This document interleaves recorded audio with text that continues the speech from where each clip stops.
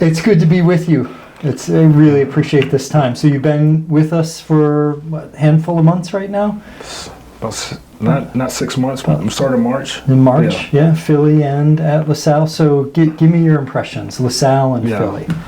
First, I'll go with LaSalle. I got the job and school was just ending when I first got the job. And then, summertime, guys got on campus. We brought in 16 new players, 16 out of 17 new players. We got to work with them for 8 weeks in the summertime, which was really good, and get them adjusted to, LaSalle and the city of Philadelphia. The thing I'm excited about now is the excitement and the environment now that the students are back. I'm new. I didn't feel what campus felt like a year ago, but, I just feel a different type of energy, especially with the enrollment and, everything going on here with the new sporting teams. And so, it's just a good feeling being back on campus and everybody's excited. Yeah, it's real, right? Philly's a great basketball city too, right? Are you feeling that as well? Like people in Philly care about LaSalle, they care about basketball too. Yeah, and the beauty of it is, I've recruited Philadelphia for many years when I was at the University of Florida, but actually living here and seeing how important it is, not only at the university level, but the grassroots level. And I think it just trickles on up to the universities and even the professional teams. Yeah. So, that's exciting being in a city that really values basketball. I agree. Couldn't agree more. Yeah. It's been a lot of excitement on campus with the growing numbers. The articles in the Inquirer and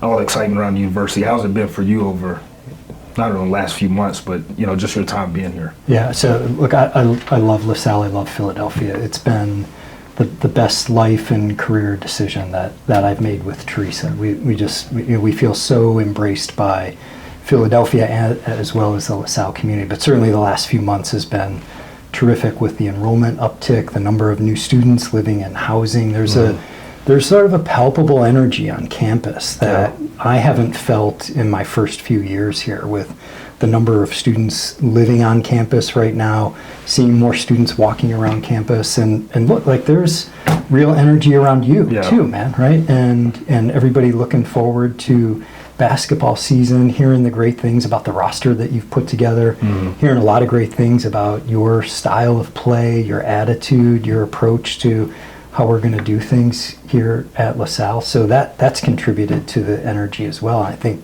a lot of people looking forward to the season this year. Yeah, I appreciate it. So I'm a big culture eats strategy guy. I think that if you get culture right, then a lot of other things take care of themselves. For sure. And so I've heard you talk a lot about your culture and the kind of culture you want for your team and what you want LaSalle basketball to represent. So talk a little bit about how you built that culture and what that culture is.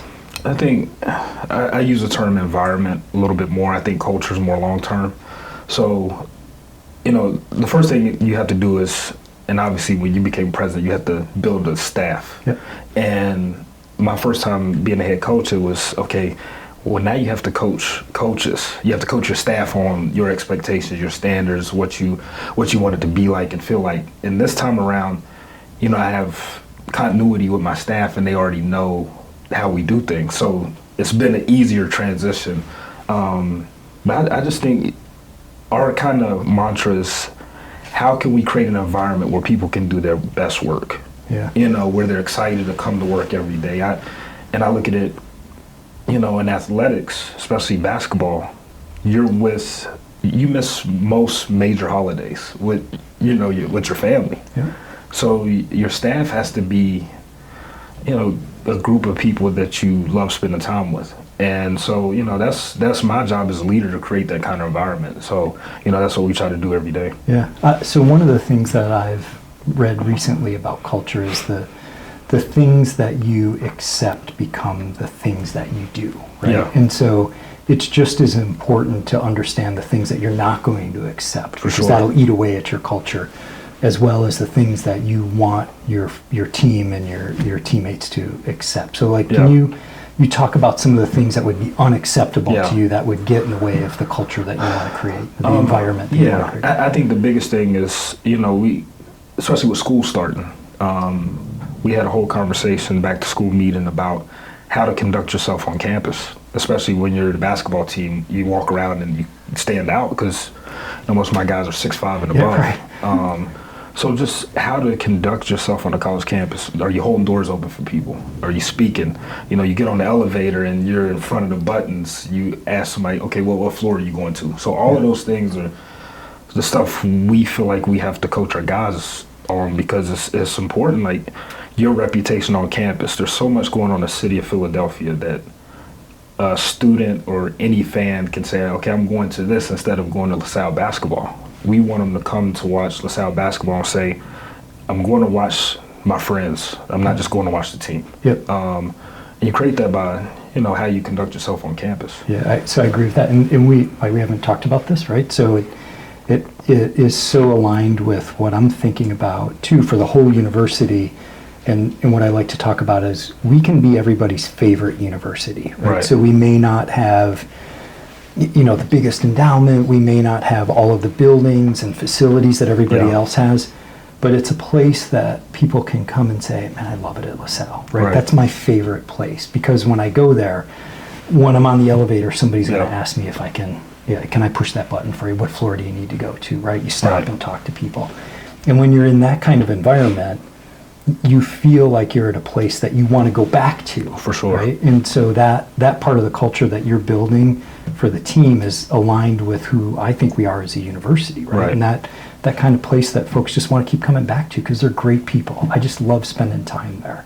I'm happy to hear that. That's really good to hear. There's been a lot of changes on campus, especially over the last few months. Like, what are some ways that fans, alums can support the university?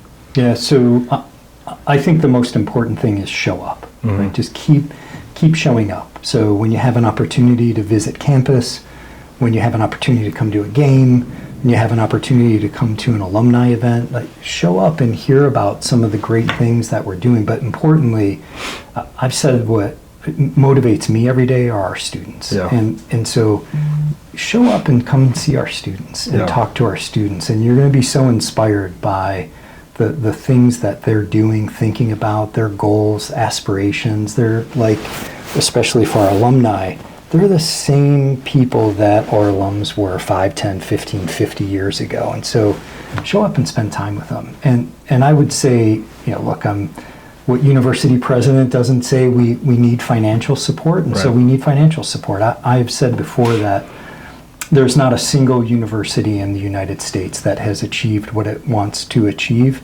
based on tuition dollars alone. We need the philanthropic support and partnership of all of our alumni and our parents, our friends, people who care about this university.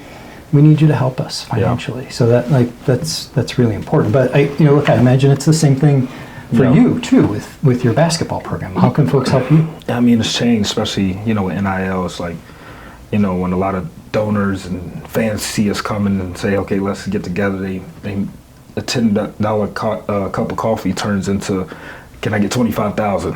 So for us, it's been challenging, but it's also been good seeing the support that LaSalle fans have given us in a short amount of time. And I think the biggest thing is, like you said, showing up. Trying to break the season ticket sales record, but not on top of breaking the record, we want to make sure the people that have the season tickets are in the seats. Be in the seats, that's right. And if they can't make it, give them to somebody who can make it.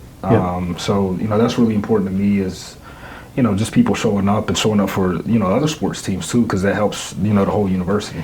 So I imagine when you were playing too, the home environment was like it made a difference for you as a player, right? And that, like I've talked about creating, and I use this word intentionally, it's got to be like a hostile environment, right? When you're coming to 20th and Olney, you're going to have your hands full for 40 minutes. For sure. And we need folks to be not just in the seats for that, but you got to bring it when we play, because I think that makes a difference, doesn't it? It does make a difference. I mean, home court advantage is big. Our guys feed off that energy, and I think it's intimidating for other teams, especially with the new arena that we have. I think it's intimate. There's not a bad seat in the building, so I think it's a place that can get really loud, especially when it's full. I agree. Yeah. Appreciate you coming over here and joining us. Thank you for giving me time. I appreciate it. Yeah, indeed. Thank you.